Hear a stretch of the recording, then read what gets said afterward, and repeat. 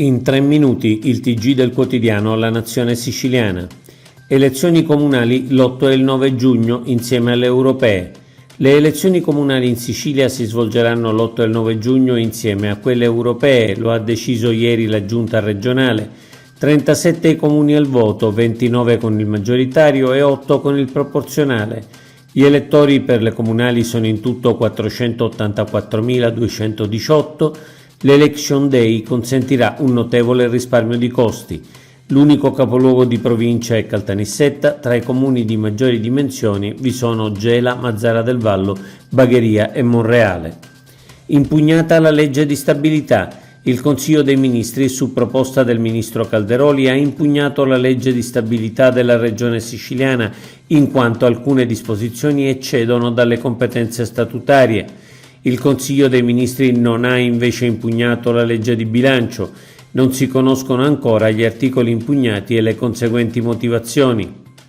Il voto disgiunto favorisce la sinistra. Abolitelo.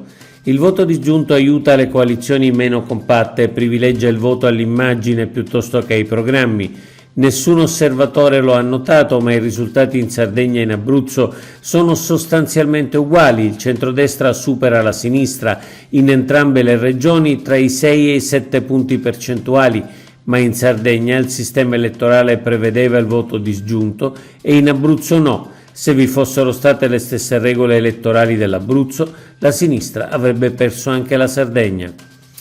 La democrazia e il ponte sullo stretto. Nelle diatribe sulla realizzazione del ponte sullo stretto un argomento è troppo spesso trascurato, quello della democrazia. Il ponte era tra i punti principali del programma della coalizione che ha vinto le elezioni.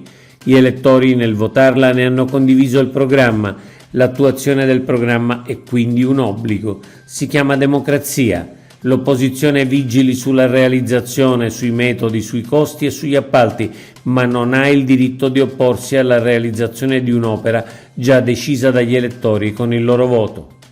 Aerei per Sicilia e Sardegna, volano i prezzi. Anche per questa Pasqua i costi dei biglietti degli aerei per Sicilia e Sardegna sono già diventati improponibili. Assoutenti ha analizzato l'andamento delle tariffe per la Sicilia che hanno raggiunto prezzi altissimi ai quali va aggiunta la spesa per il bagaglio a mano che fa salire enormemente il costo del biglietto. I passeggeri da Roma o da Milano hanno gli sconti dal 25 al 50% voluti dal governo regionale. Nazisti infami sporcano sede dei Fratelli d'Italia di Agrigento.